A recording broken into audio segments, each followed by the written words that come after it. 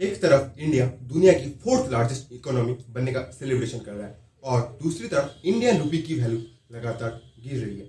Salary बढ़ रही है लेकिन इंडियन पीपल की जो परचेसिंग पावर है वो घटती जा रही है। जीडीपी बढ़ रहा है लेकिन जॉब्स कहाँ है। क्वेश्चन ये नहीं है कि इंडिया का ग्रोथ हो रहा है या नहीं हो रहा है। असली क्वेश्चन ये है कि असल में ग्रोथ हो किसकी रही है। 2025-26 में सारे गोदी मीडिया के एक ही हेडलाइन था, इंडिया जापान को पीछे छोड़कर दुनिया की फोर्थ लार्जेस्ट इकोनॉमी बन चुकी है। सुनने में इंप्रेसिव लगता है ना, लेकिन अभी इंडिया फोर्थ से सीधा सिक्स्थ पे आ चुकी है। ये तुम्हें पता नहीं होगा क्योंकि गोदी मीडिया इस पे बात ही नहीं कर रही है। लेकिन यहाँ पे एक चीज छुपा दी जाती है, टोटल जीडीपी का बड़ा होना और आम आदमी का रीच होना दोनों सेम नहीं है। इंडिया की पॉपुलेशन 140 करोड़ से भी ज्यादा है, तो नेचुरली जीडीपी का बड़ा होना आम बात है।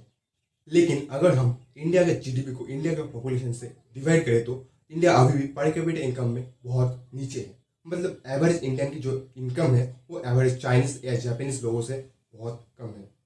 1947 में $1 का वैल्यू था लगभग ₹1 और आज $1 लगभग 95 रुपीज़ के आसपास पहुंच चुका है। मतलब इंडियन रुपी की जो वैल्यू है वो डिकेड से वीक होती जा रही है। लेकिन क्यों? इंडिया बहुत सारी चीज़ें इंपोर्ट करता है जैसे crude oil, electronics, semiconductor chips और डिफेंस इक्विपमेंट, और इंडिया इन सब का पेमेंट्स डॉलर्स में करता है। तो इंडिया जितना ज़्यादा इंपोर्ट करेगा तो डॉलर की डिमांड उतनी ज़्यादा बढ़ेगी, और डॉलर का डिमांड होना मतलब इंडियन रुपी का वीक होना और डॉलर स्ट्रांग होना। इंडिया एक्सपोर्ट्स भी करता है लेकिन इंडिया एक्सपोर्ट से ज़्यादा इंपोर्ट करता है और इससे क्रिएट होता है ट्रेड डिफिसिट। सिंपल लैंग्वेज में इंडिया जितना कमाता है उससे ज़्यादा खर्च करता है। हर साल इन्फ्लेशन रुपये की वैल्यू को साइलेंटली खाता जाता है। मतलब जो चीज़ 10 साल पहले 100 रुपये में मिलती थी आज उसके लिए हमें 200 रुपये देना पड़ता है। सैलरी डबल देते हैं लेकिन जो एक्सपेंसेस है वो डबल हो जाते हैं। जब फॉरेन इन्वेस्टर्स इंडिया में पैसे लगाते हैं तब डॉलर इंडिया में आता है, लेकिन जब अनसर्टेनिटी बढ़ती है तब वही इन्वेस्टर इंडियन मार्केट से पैसा निकाल के यूएस मार्केट में शिफ्ट करते थे और इससे इंडियन रुपये की जो वैल्यू है और प्रेशर में आ जाती है। इंडिया की सबसे बड़ी प्रॉब्लम रुपी नहीं है, सबसे बड़ी प्रॉब्लम है जॉबलेस ग्रोथ। जीडीपी ग्रो तो कर रही है लेकिन क्वालिटी जॉब्स उतनी तेजी से क्रिएट नहीं हो रही। हर साल लाखों स्टूडेंट्स ग्रेजुएट होते हैं लेकिन स्टेबल जॉब्स अवेलेबल ही नहीं है। बीटेक वाले डिलीवरी कर रहे हैं लेकिन भाई तू तो बीए कर रहा है। और highly educated students government exam के पीछे सालों बर्बाद कर रहे हैं। चाइना दुनिया की फैक्ट्री बन चुका है लेकिन इंडिया अभी भी मैन्युफैक्चरिंग का पावर हाउस नहीं बन पाया। क्यों?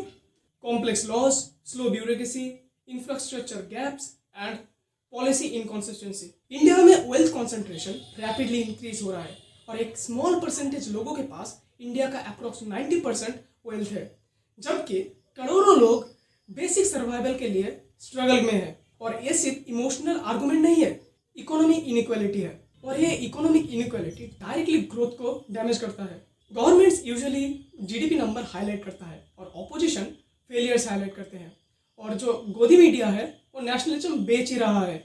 लेकिन आम आदमी का सिंपल इंडिकेटर है उसका सैलरी, उसका सेविंग्स, उसका रेंट, उसका पेट्रोल बिल और उसका ग्रोसरी कॉस्ट। अगर जीडीपी बढ़ रहा है लेकिन आम आदमी फाइनेंशियली स्ट्रेस्ड फील कर रहा है तो somewhere the growth model has a serious flaw.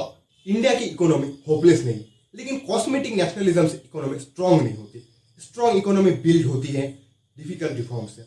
अब हम बात करेंगे कुछ पॉइंट्स के ऊपर। मैन्युफैक्चरिंग पुश, इंडिया को रियल मैन्युफैक्चरिंग इकोसिस्टम बनाना होगा, सिर्फ असेंबली नहीं, actual production. Degree based education से स्किल बेस्ड एजुकेशन पे शिफ्ट करना पड़ेगा। इंडिया की बैकबोन लार्ज कॉर्पोरेशंस नहीं है, स्मॉल बिजनेसेस हैं, लेकिन एमएसएमई हाई टैक्स, लो फंडिंग और कॉम्प्लायंस प्रेशर में स्ट्रगल करती है। हर इशू को हिंदू मुस्लिम या इलेक्शन नैरेटिव में कन्वर्ट करने से इकोनॉमिक सॉल्व नहीं होती। इकोनॉमिक डिस्कशंस करनी पड़ती है इमोशनल प्रोपेगेंडा से हटके। चाइना ने 30 साल का इकोनॉमिक विजन बनाया लेकिन दूसरी साइड इंडिया अभी भी इलेक्शन टू इलेक्शन प्लानिंग में अटका हुआ है। इंडिया फोर्थ लार्जेस्ट इकोनॉमी बन सकता है लेकिन असली क्वेश्चन रैंकिंग नहीं है। असली क्वेश्चन ये है कि क्या एवरेज इंडियन सिटीजन की लाइफ इंप्रूव हो रही है, क्या यूथ फाइनेंशियली सिक्योर फील कर रहा है, क्या मिडिल क्लास फ्यूचर के लिए होपफुल है, या हम सिर्फ हेडलाइन सेलिब्रेट कर रहे हैं जबकि ग्राउंड रियलिटी क्वाइटली कोलैप्स कर रही है। रुपये की वैल्यू सिर्फ करेंसी इशू नहीं है, ये ट्रस्ट का इशू है। Trust in economy, trust in future and trust in leadership. This was Janvad. Thank you for watching.